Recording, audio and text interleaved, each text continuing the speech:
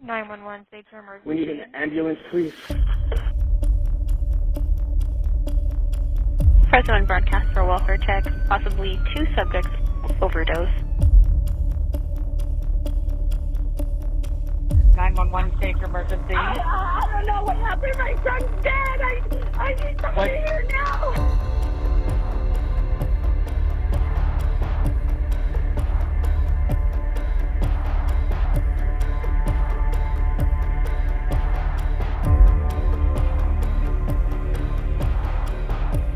At the risk of sounding hyperbolic, let me say it this way. The biggest threat to health in Fresno County is no longer COVID. It's substance use. Fresno broadcasting is for possible 1144. He should be a 21-year-old son. No! Are you right? It's time for kids, adolescents, young adults, parents to stop being ignorant. Where are they at? Upstairs. Looks like we got one conscious now. Calm down. See? Yeah, young guy. He's dead! He's dead!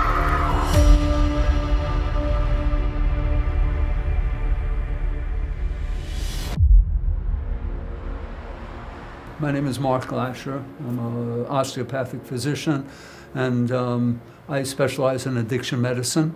I'm also the medical director for the Fresno Needle Exchange. And there each Saturday we exchange used needles for clean needles so people are not transmitting disease such as hepatitis C, hepatitis B, or HIV, AIDS. And in the 2 hours time that the exchange is open for exchange, we'll exchange approximately 30,000 needles.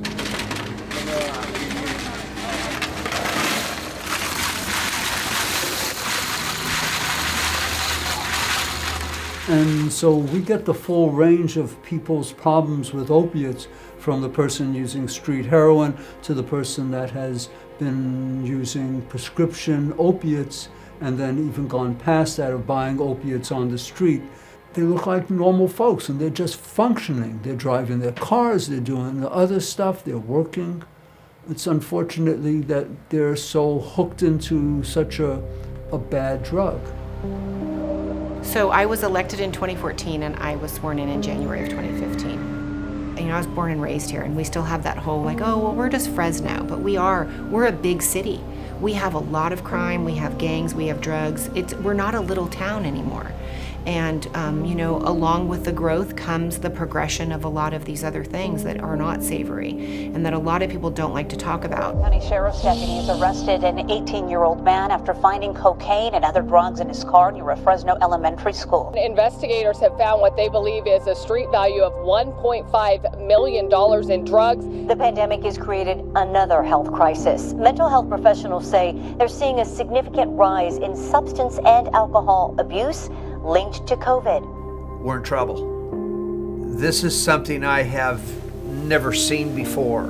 The increase in the amount of people of all ages that are using something to escape. But when drugs today are as prevalent as they are, when kids can buy them on Snapchat, when kids can sit in their living rooms with mom and dad sitting right there, right in front of them, something's wrong. Recent overdoses are shining a spotlight on the trouble with opioids in the Central Valley, especially among teenagers. And these days, fentanyl is front and center.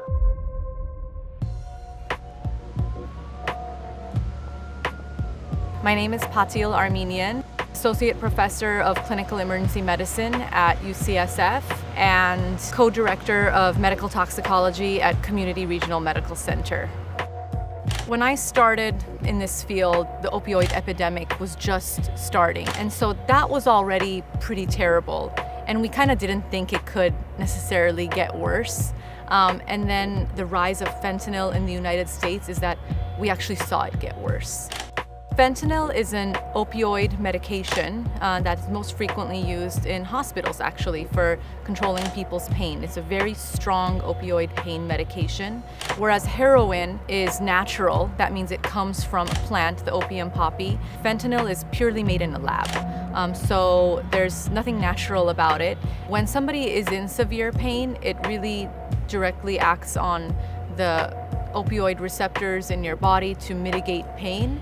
However, when somebody is not in a lot of pain or is not in any pain at all, what it can do is it can make you stop breathing. So the recreation use is mainly for the euphoria, the pleasure effect, the sense of well-being. So along with relaxation, then you'll have drowsiness, and then you'll go into coma, and then eventually die. So the guy who is taking may not know where it will lead him to. It's one of the best highs out there. You ever had a surgery? That's what they give you. Right before you're about ready to go under.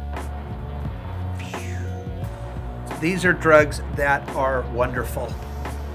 And that's what's scary about it. I've heard kids say, I never want to not feel like this again. That's a powerful statement. The other statement is, I've seen God.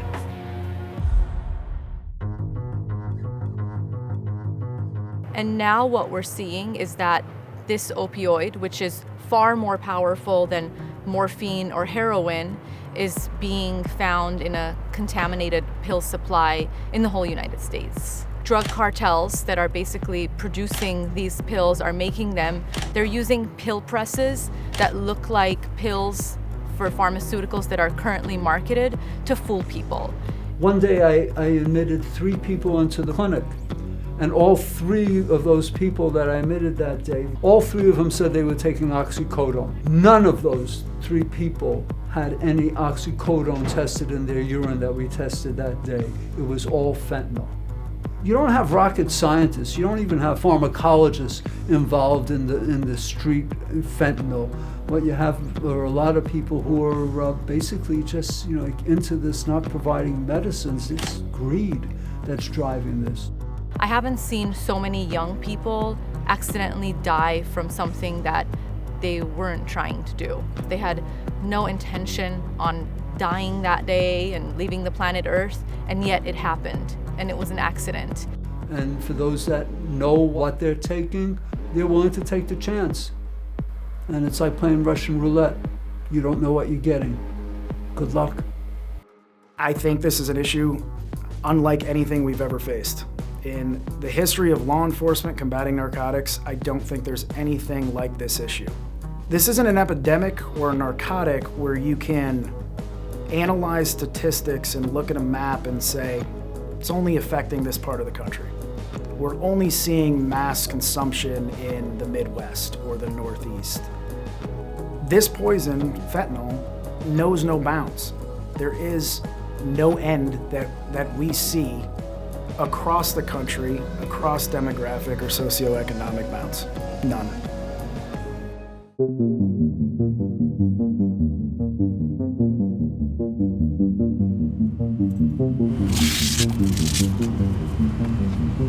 So right now, we're gonna set up surveillance on a known dealer of fentanyl powder, which resulted in the death of a 25-year-old who happened to be a friend of the dealer. Obviously, a lot of investigative actions have taken place since the OD and the death, and at this point, we had enough probable cause for a warrant. So we'll set up surveillance on the target residence. Our hope is always to take the individual away, effect the arrest away from the residence, but we'll see how today works out. So we see really 2 ways that fentanyl gets into the United States. The first way, which is probably the longest way it's been coming in, is via the international mails and express consignment, a lot from Asia, specifically China. We see a lot more now coming in larger quantities across the southern border with Mexico. coming across in passenger vehicles, again, large quantities that are further distributed throughout the United States, and of course make it up here to Fresno. So fentanyl in itself is predominantly in a powdered format. It can certainly be ingested in a powdered format. What we are seeing, majority-wise, is in the form of counterfeit medication, M30 pills, often called blues, 30s. It's a counterfeit. It's made to be and look like a counterfeit Percocet pill. When these shipments are brought over, they're completely inconsistent. Every pill is different. There is no measured amount of fentanyl that is laced. Some pills have it, some pills don't. Some have more, some have less. And everybody's body responds differently. So it's not uncommon in one shipment that you'll see one person who's distributing pills will have 4 or 5 customers, if you will, overdosing in the same weekend or the same time frame, because that they got a hot shipment, if you will. The largest issue is it's Russian roulette. Every time somebody swallows a pill, takes a narcotic, takes a substance, contraband that contains fentanyl, they don't know what the outcome is, and the death is near instant. There is no coming back from it. That's it.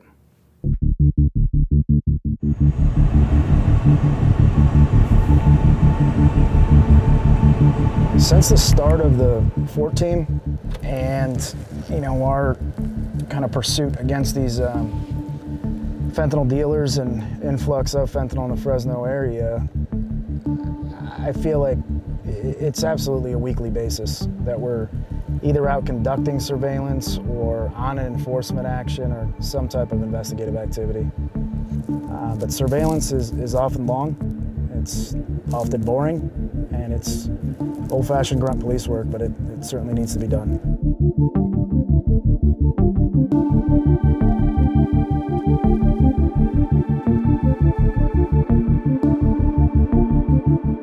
So FORT is only about a year young now. What we do is we will receive a phone call from Fresno Police Department, from neighboring police departments. We will respond to that overdose. We'll conduct our investigation, and we will steer all of our efforts towards identifying the sources of supply.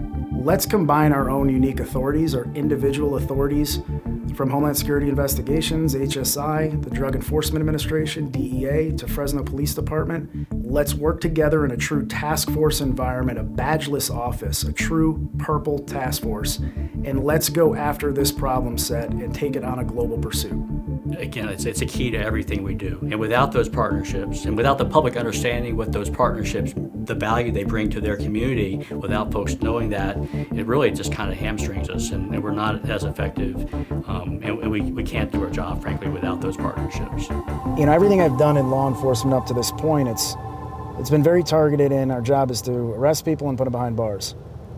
But the concept of FORT is really and truly closing that loop. Doing what we can to illuminate these. No movement. You're with us going to the door? Yeah, roger that. We're good with that. Copy that. We're gonna get moving here right now. I'll drive my car into the driveway and block him just in case. So we've been averaging probably 2 to 4 a week of either overdoses or overdose deaths that we respond out to. It feels like it happened overnight as far as the abundance of fentanyl available and the amount of cases we're seeing in our area. There's just too much money to be made by the bad guys. It's plain and simple. There's no secret sauce or it's not a science. Drug dealing it's all about money. And the amount of profit to be made off fentanyl is enormous. For a transnational drug cartel, these pills cost them maybe pennies on the dollar, 50 cents to make, right? Here, these pills are going for anywhere between $25 to $30 a pill for one pill.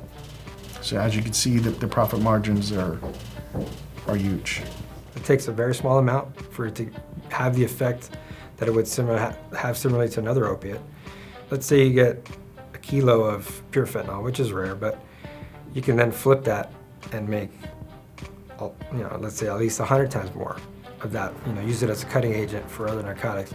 If someone takes what would be considered to be a fatal dose of fentanyl, how long would they have? 10 minutes, 15 minutes. If that. That's it.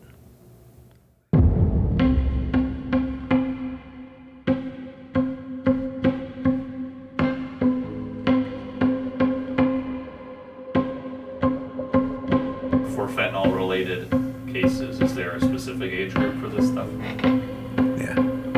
18 to 35. And even younger. I have seen all different types of people.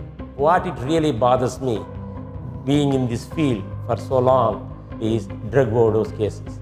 And the majority of them are the young people, the youth. So you think your innocent angel little kid is sitting in front of you, you know, watching a PG movie with you, right? And they're ordering fentanyl on the phone.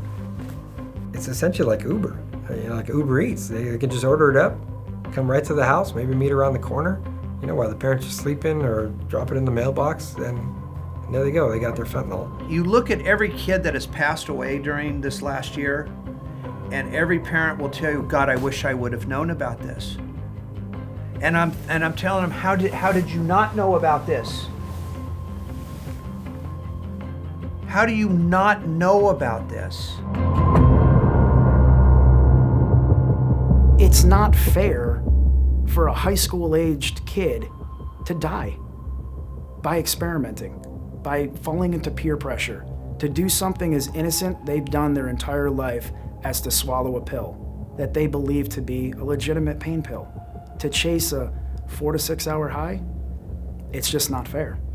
Even worse, and what's just frightening, is there's high school and younger age kids that seek out fentanyl. They know exactly what it is. They know exactly what high it gives them, and that's what they crave, that's what they want, and that's what they're going after. That is an absolute horrid moment for a law enforcement officer. What can you do at that point? The face of addiction is no longer the homeless person without any teeth. That is not the face of addiction. The face of addiction is the 22-year-old that went to Bullard, went to San Joaquin Memorial, went to Clovis Unified School. That's the face of addiction today. I can still see it now just like it was back then. And I don't think any parent should ever have to see it. I don't think I'll ever get rid of that image in my head, ever. And I've seen death. There is nothing like this.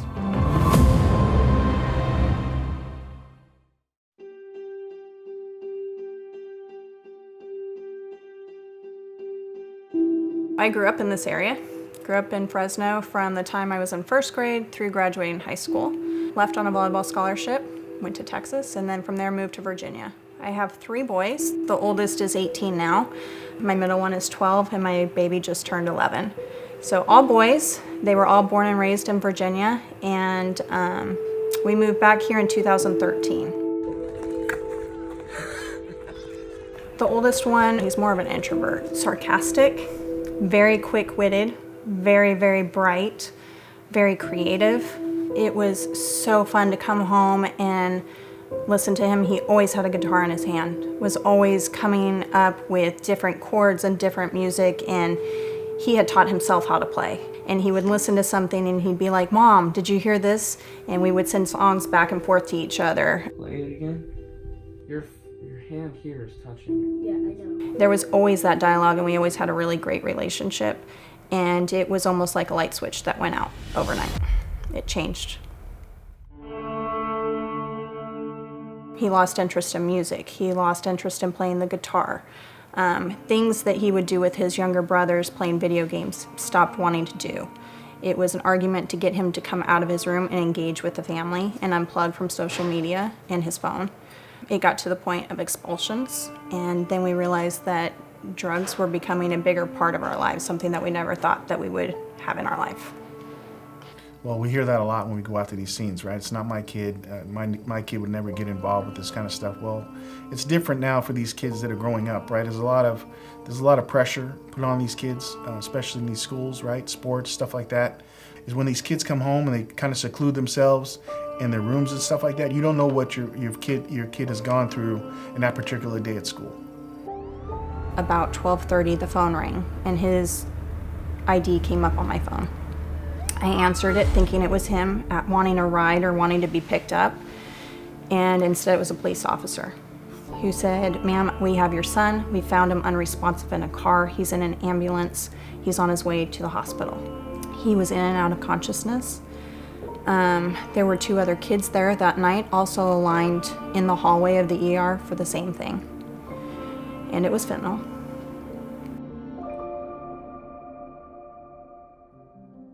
When we originally went out to the hospital with her son, we thought we had gotten through to him on the dangers of the use of fentanyl, but that wasn't the case. He wound up leaving the hospital and overdosing again. The next day, right? Yeah. Later that day, on New Year's Day, we started doing family games, minute to win it, things to celebrate the new year with his brothers. He started asking, "Hey, can I go back out?" I thought, "You've got to be kidding me." But you could see him just trying to get out of the house. So quick mom brain said, "Hey, why don't you have one friend come to the house and have pizza with us and stay up and celebrate the new year and play games with us? We can watch a movie."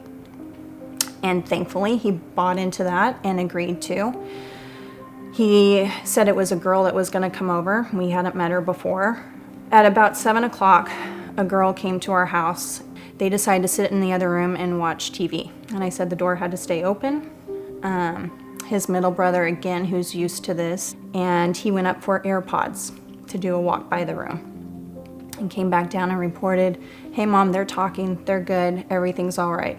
5 minutes later, he and I both heard a really weird sound, which is a very distinct gurgling, labored gasp for breath. Both my 12-year-old and I jumped up off the couch and I flew up the stairs to find not 1, but 2 kids that were foaming at the mouth, gray, purple, eyes pinpoint pupils rolled back in their heads, completely unresponsive. That fast. 911, thanks for emergency. We need an ambulance, please. Okay, tell me exactly what's going on there, sir. Got two people that are, looks like they're OD right now. Okay. He's not breathing at all. David, did you copy? Also advising per VRP, both subjects are not breathing and turning blue. Sir, it might be fentanyl, okay? It might be fentanyl. I want you to stay back for right now.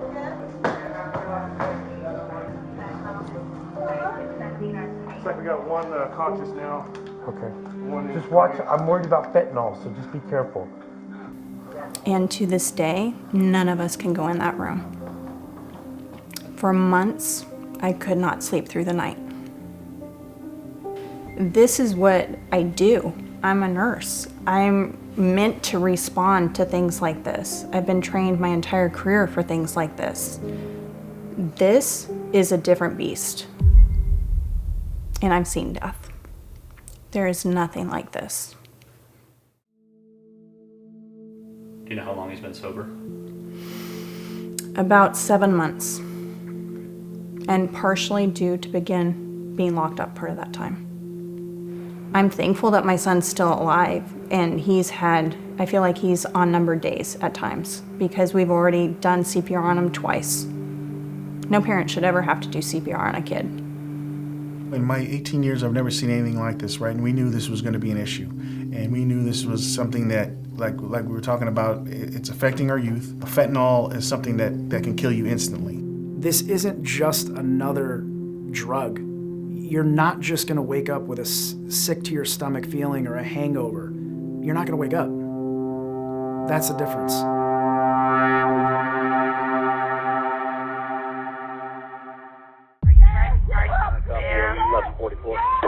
George's going to be a double unit here again. Study Taken Center. Yeah. Okay.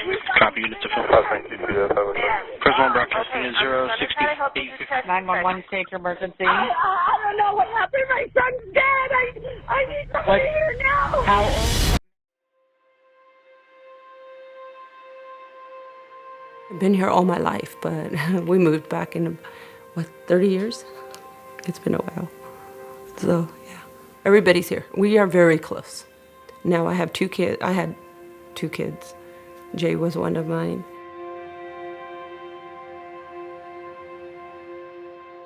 Jay was born 2000. Jay was smart. Jay was funny. He made everybody laugh. Anybody that knew him loved him. Remember the cops from what? You're gonna kill me.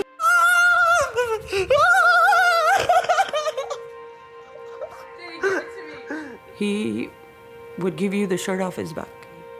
And he'd love to dress up. He was like bougie, I guess. Mr. GQ. I think his junior year, he started, well, I didn't know he got bullied and he was getting in trouble. And then his grades started dropping.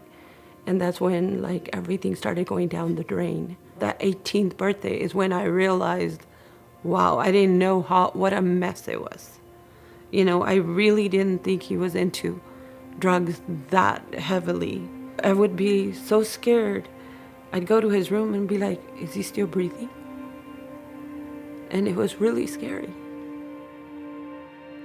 He was struggling with opioids, had opioid issues.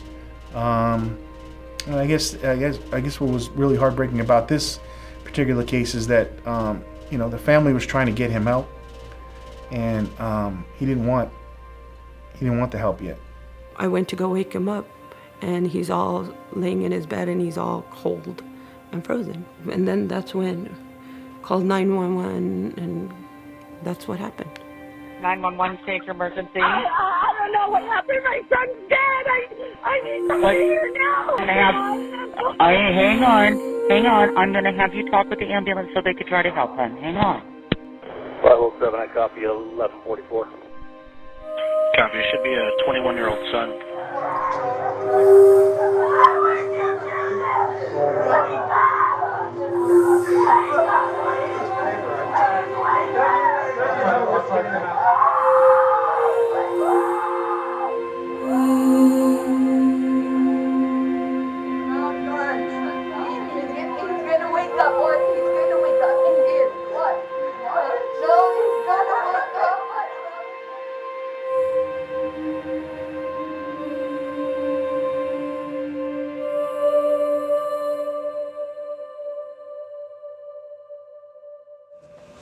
This was where he was found, and that died.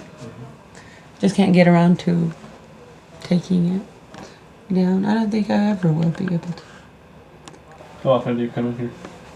Every day, all the time. But sometimes I cry. Sometimes I lay here. I don't know. Sometimes you just wish things were different.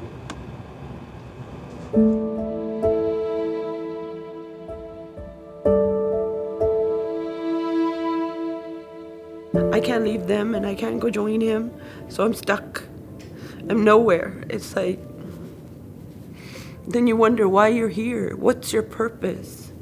What did you do wrong? Was I a bad mom? What did I do? You question everything in this world. I thought he was cleaning up. I thought he was getting better. I trusted him and I shouldn't have. That's what it was. You find your kid dead in his room, and your home is supposed to be the safest place. Stay home, Jay. I know at least you're safe. And then the next thing is I'm sleeping right there, and then he's gone. I am one that I thought I know my kids. And if I lose one, can you imagine how many other parents are gonna lose one? I warned him about fentanyl. I talked to him about drugs. We told him all the time. And I don't know how I missed it. All it is for somebody to make money. I always saw the good in everything, but now it's like greed. Greed's killing our kids.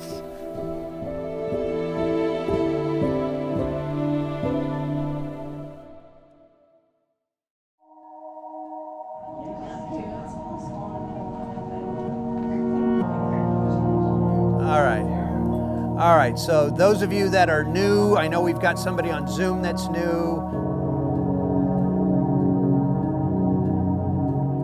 You know, I don't even like the saying so much one day at a time, but it's true. And sometimes it's 15 minutes at a time. Born and raised in Fresno, went to McLean High School, went to Fresno State, wound up having a series of surgeries as a kid that I was constantly on some sort of pain medication. Opiates were always my drug of choice, and that's something I always went back to. You know, you start out taking, 4 a day, and then you start out taking 10 a day, and then you start out taking 20 a day, and then it just builds and builds and builds. So I wanted to go out and tell my story. And that's how it got started. That's how pain got started. So we've seen over 6,000 families.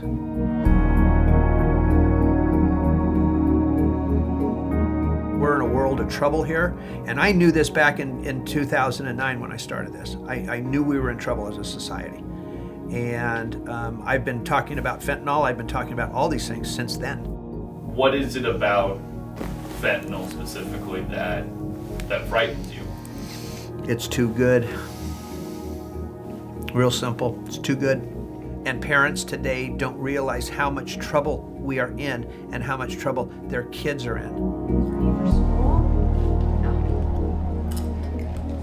What are you most excited for school? Seeing friends every day? Yeah. I don't think parents understand until you've entered this arena. It's a full-time job. You are making sure they're completely babysat. It's like having an infant. I had moments of sleeping outside his bedroom door upstairs, literally on the floor to make sure that he wasn't sneaking out. Our lives were turned upside down. From the moment that this entered our home, there was no going back. We have been fighting this battle to no end. You're stuck in this conundrum of wanting them to grow and develop and be a productive member of society and turn into an adult, and letting them have friendships and letting them experience how to drive and learning how to do these things that every adolescent should be doing. But at the same time, they're not okay, and all of this stuff is coming into play faster than you can blink. This all happened like so quickly. He went to rehab. He was going, he had a psychiatrist. He had therapy appointments. I took him to AA, DA, whatever, all those appointments. We drove him everywhere. We did everything. I don't know. It's just like it destroys you thinking. Now you think like, if you did this, if you did that.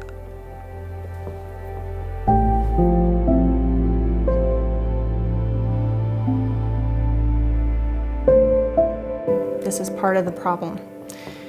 For adolescents, there are no programs in this area.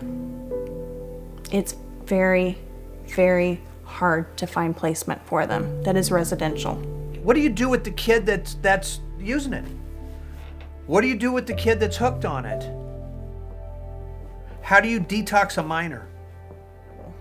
I can't tell you the number of kids that have died in this area, and the countless friends that my son has lost as a result of this, people that he knows. You have to be on top of everything. You can't not look at their phones. You can't not know their passwords to social media. You can't not be invasive looking at everything that they're doing. People get busy with their lives, I get it, but these are your kids' lives, and you have to be involved and on top of it. Don't be afraid to bust into their room. Don't be afraid to open that door and to walk in. More kids die 2 doors down in their own beds from mom and dad than they do on the streets. And that's where we're finding them, with their headsets still on, Xbox going, eyes rolled back in their head, and white foamy substance coming out of their mouth. And at that point, they are gone.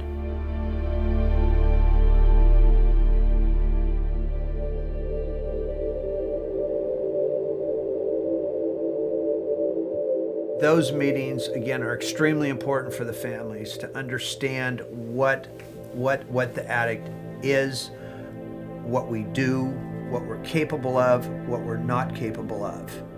I always felt that parents, they really didn't know, and they don't know. much about addiction, but more than that, they don't understand why their kids are doing what they're doing. Our hope there is that these parents come out of there knowing that they're not alone in this. Most families think they're the only family that is going through this, and they're not. There are more families going through this than anybody realizes. I have parents that have walked in there over the years, shoulders slumped over. They look like they've been hit by a truck. And within 3 weeks, they're walking back into the meeting with their shoulders back. They got a little grin on their face because they know that they didn't cause it, they can't cure it, and they can't control it. That's what comes out of those meetings. And people walking out of there going, thank you. We're doing better. So as a local district attorney, my hands are pretty much tied. We have seen a decriminalization of so many drug crimes, right? Drug possession crimes are now all misdemeanors. Unless you are transporting for sale, it's very difficult, no matter what the amounts are, sometimes to even get a case that can amount to a felony. Fentanyl also falls into those categories. The federal side kind of has more teeth when it comes to prosecuting this stuff? Absolutely, absolutely. Most drugs are still a serious crime in the federal court, and they don't necessarily do possession cases, but what they do is the sales and the transportation, and that's really where they have their teeth. So what we're interested in is really just being a good partner, and we are interested in collaboration. There is such a high volume of this substance that we cannot police or prosecute our way out of this crisis. We have to educate people. Narcan is a opioid reversal agent. It has no other function. You can't get high off of it. There's nothing. It is strictly a nasal spray. It will bring them out of their opioid with overdose if you get to it in time. Now all of our first responders, they all carry Narcan in the field now. And I've seen plenty of patients having their lives saved by getting Narcan from these first responders, from PD and fire. Officers receive that training. They know how to use it. It's very simple to use. It's just like any other nasal spray.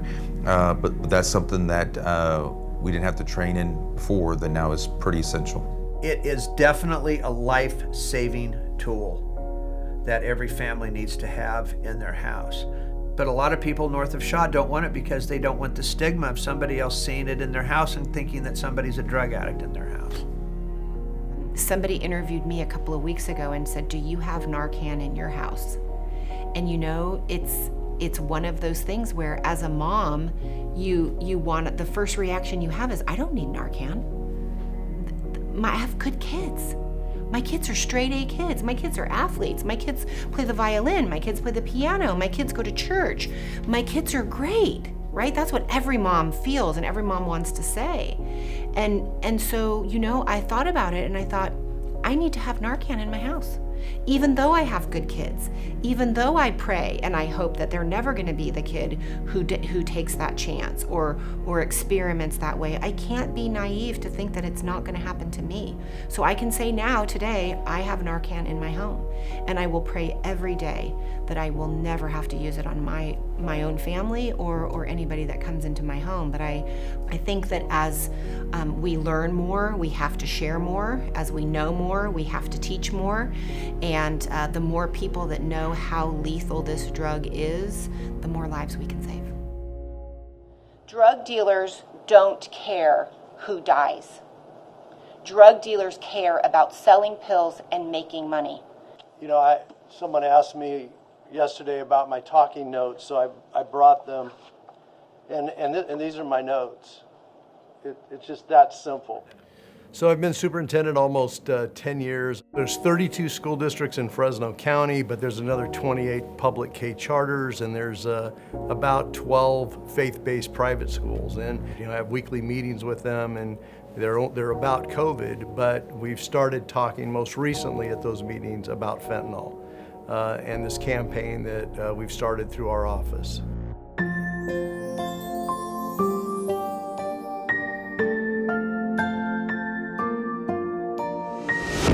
From our office's perspective, we're really focusing on getting information to students about fentanyl. Our PSAs right now, we've got, I think, 5 or 6 of them. One may say, well, gosh, there's only, it's only a few kids that overdose, or like, why is this so important? Because it's important because it's not just a few kids. The few kids are the ones we know about.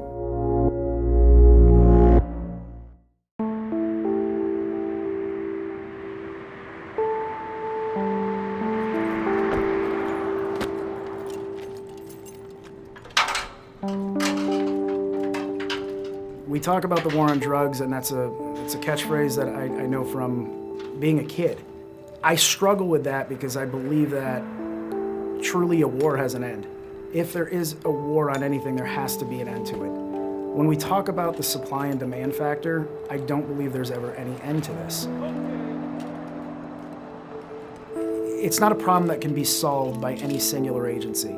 And even together in the most innovative fashion possible, we're never going to arrest and prosecute our way out of this problem. We all know that. It doesn't mean that we walk away from the problem. We have to continue fighting it.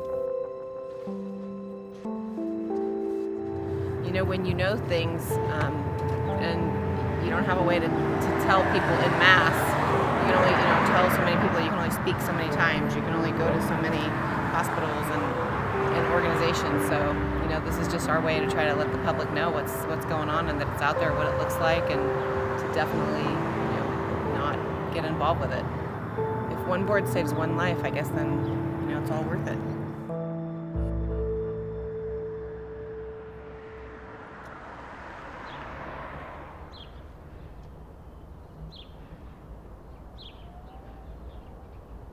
He always roamed freely. He just roamed. Okay, I'm gonna go here. He always told you, Mom, I'm gonna go. This is the area, we lived in this area. I mean, he was here all the time. This is where he drove, this is where he stayed. That's why he's here. On Monday, it'll be a whole year. As a mom, I just feel like this pain's really bad.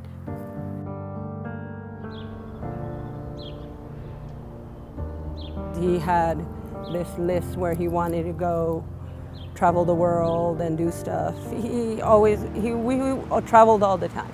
And wherever we go, he will always be with us, is what it is.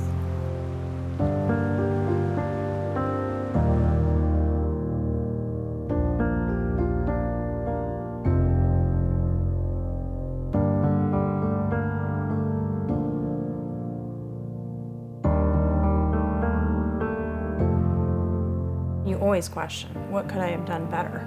What should I have seen sooner? What should I have intervened on faster? I ask myself that every day.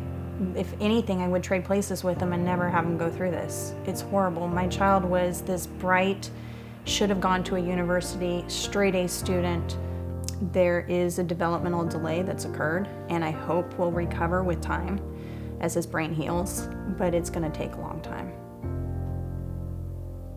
He's not the same kid.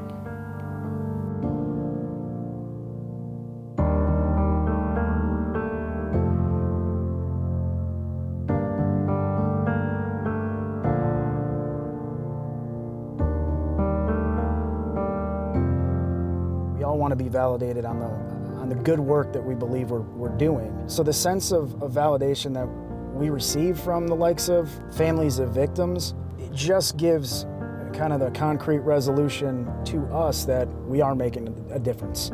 We are being impactful, and we're on the right track. Give me a heads up when you're going to step off. Copy that. We're going to get moving here right now.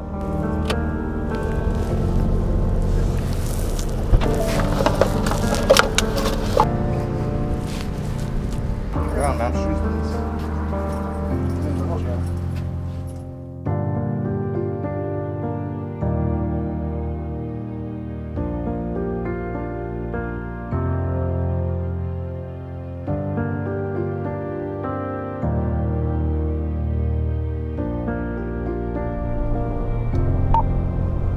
see you back at the office.